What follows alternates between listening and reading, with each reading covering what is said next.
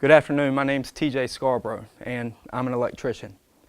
Obviously, I'm a lot of other things besides an electrician, but today I want to speak to you on being an electrician. I'm also a type of person that when I get into something, I fully invest. So when I decided I wanted to become an electrician, I jumped right into a 5-year apprenticeship program and top of my class. I stand here today as a master electrician, 10 years later. But let's go back 8 years ago. So 8 years ago when I was getting into the electrical trade, I was a 2nd-year apprentice, and man, they put me in charge of this room. And they said, here's all we want you to do. We want you to get these lights in this room working, a couple of switches we want you to put in. Once you finish, come and get us, and we're gonna fire this thing up. So I go in this room, I do everything that I'm supposed to do, get all the lights up, start wiring them in, switches are in. I'm so excited. I run back and I grab my journeyman and I say, hey, let's go, let's get this thing up. And when he turned this thing on, everything worked perfect. Lights came on, we went to the other switch, turned it off, lights went off, turned it back on, lights came back on. Listen, I was looking at this like it was the White House in Washington, D.C. In all reality, it was only about 6 lights and, about like this size of the room that we're standing in right now. But I was excited. So went on, moved on to different things. Started installing UPSs, started installing generators. I got pretty good at my job, not to blow my own horn, but I felt like I got pretty good at my job. But I found myself at a crossroads. All right, so I'm sitting here and I'm investing all this time. I became a teacher at the apprenticeship program. So I'm investing all this time into the industry that I realize that I'm not spending much time with my family. Now obviously I'm going home to my wife and my kids every night talking about what's happening, what's going on throughout the day, but I'm not really seeing my parents.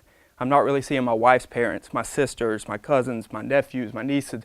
So, that weighed on me heavily. So as I went along, I found myself at this crossroad, and let me go ahead and tell you now, this crossroad could be life or death for some of us, for any of us sitting in here. So what happened is I go to my mom and I say, you know what, I want you to put something together. I'm going to be in town next weekend, put something together. So my mom's an overachiever as well. So she goes on and she plans this huge family reunion. All right, so everybody comes over and I realize something at this family reunion that I'm out of touch. All right, I've invested so much time becoming good at what I am, an electrician, that I forgot who I am. All right, so spent all this time, and I want to show you a picture of me at the family reunion. J Scarbrough, that's me in the orange shirt right there, and that's my cousin, Michael Prescott. And I want to go through some similarities of me and my cousin. So right there, we're both electricians, all right? He worked for a company in Jacksonville called AEC. Obviously, I worked for Miller Electric. We were both good at what we did. We both invested a lot of time.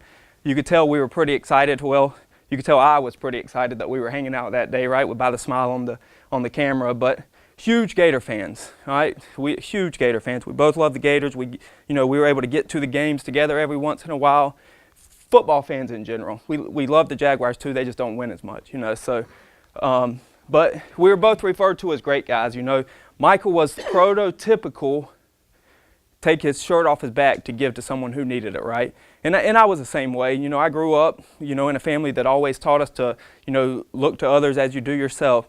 So one major difference, and this is what I was talking about, the crossroads, and this is when I started to get back in touch. The one major difference is Michael became addicted to prescription pills and eventually heroin.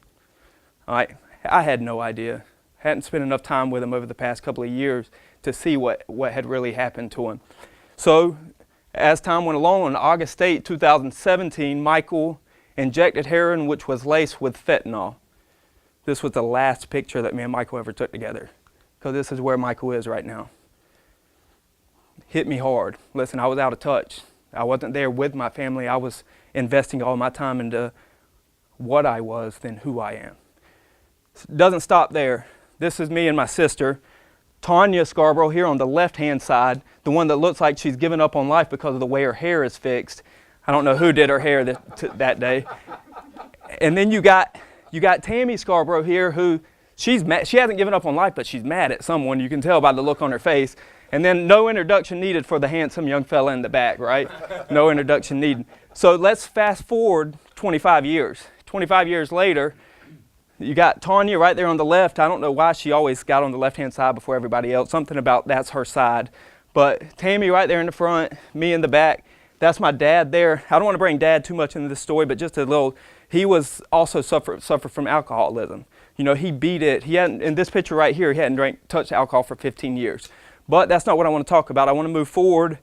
One more slide. That's Tammy in 2017. I said 2 years ago I was at a crossroads, right? That's my sister right there. Let me show you what she was arrested for. Inhalation of a dangerous chemical. Doesn't stop there. Possession of methamphetamine. Most of us know that as meth, right? Continuing on. Possession of a forged bill and notes. That's my sister. I'd lost touch with her.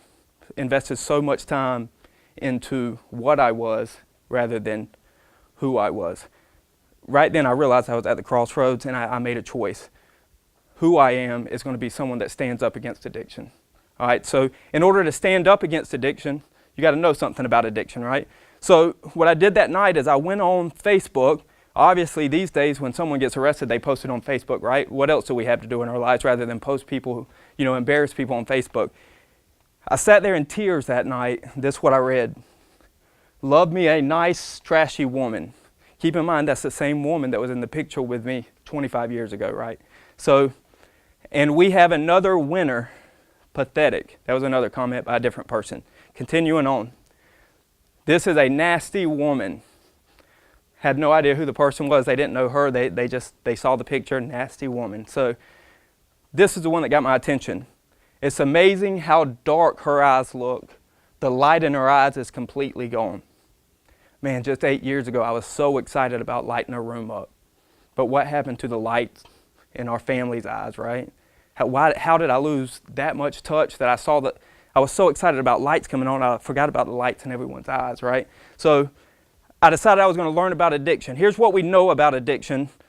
Some people define it as the fear of emptiness, right? It's just people that just, fear that there's nothing going right in their life, so they turn to that alcohol, they turn to that drug, they turn to, whatever it is. More than 70,000 Americans died from drug overdose in 2017. This was a 10% increase in 2016. That's quite a bit when you look at it state by state. 1,400 people per state are dying every single year because of drug overdose. We also know that 87% of overdoses in 2017 were deemed unintentional. 7% of the overdoses in 2017 were considered suicide. Another 6% was undetermined, and 1% was homicide. I'm ashamed to say that I know someone that died from every single one of them statistics. All 4 of them. Moving forward, addiction is a family disease that stresses the family to the breaking point. I can attest to this. I've seen my mom cry. I've seen my dad cry. I've seen aunts, uncles, you name it in my family. I've seen them break down because the ones that we loved couldn't get off of, what was pulling them in. Addiction is strong. And then finally, recovery is a process. It's not something that just happens. It's not something that someone says, I'm done, I quit, I'm not going to touch it anymore, and then it's gone. All right? It's an every single day process. It's something that we have to work on every single day. All right, so here's some common myths about addiction. Addicts could quit using it anytime if they really wanted to. You hear it all the time. Man, if she really loves us, she'll stop. If he really loves us, he'll stop today. He'll never touch it again. That's not true. Their bodies become so dependent upon it. When they put that down, they're going to go through some growing pains pretty much, right? Their body shuts down because they don't have that drug that they become so accustomed to. All right, it's not true that they can just drop it and give it up. All right, if that was true, why would we have any addicts? Addicts wouldn't exist if they could quit anytime they wanted to. So, common myth number 2, there is nothing friends or family can do for the addict until the addict's ready. That's a myth. What we do as family members, what we do as loved ones, could make all the difference in the world. You hear it all the time. You hear people saying, "You're going to die. You're going to die if you keep doing this," or your kids are going to hate you. Your family's going to hate you. That's actually dragging that person further into addiction. So what we do as loved ones plays a major role. So moving on, how can we help? How can we help as loved ones? Provide love and companionship. I want to tell you a story about a study that was done with some rats. They took these rats and they put one of them into a cage by itself. All right, and there was two types of water. There was heroin-laced water, and then there was water. All right, the rats in that cage by themselves went to the water, drank it, went to the heroin-laced water, drank it, and they stayed at that heroin-laced water until it eventually killed them. Never once went back to the normal water. They started taking rats and they put them in what they called a rat park, all right, where there was other rats. There was things they could do. There was wheels. They put that same bottle, heroin-laced water and water. They would try the heroin-laced water, run from it, go to the water. They stayed at the water. Completely opposite reaction. When they wasn't drinking the water, they were out with their, rat friends, or they were out on the wheel, doing what they enjoyed. All right, moving on. When our loved ones allow us to talk, explain to them about delayed discounting and why dopamine is the enemy. All right, what is delayed discounting? So delayed discounting is the ability to give up the instant gratitude for something that would be a great reward further down the road.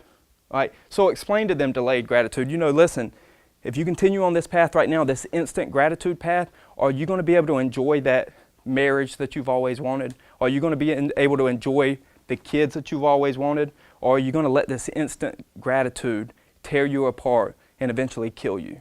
All right, explain it to them. Sit down and talk. Now I will say this, you need to make sure they're ready to talk. All right, make sure they're ready to talk, and when they are ready, you can start explaining it to them. Help them find a purpose. If addiction is the fear of emptiness, then take the emptiness out of their life. I know a guy in Callahan who's where I live. He started a gym. He was once an addict. He started a gym to bring in other addicts, and he was bringing in addicts for $5 a month at a gym. Who can afford to run a gym and have people only pay $5 a month?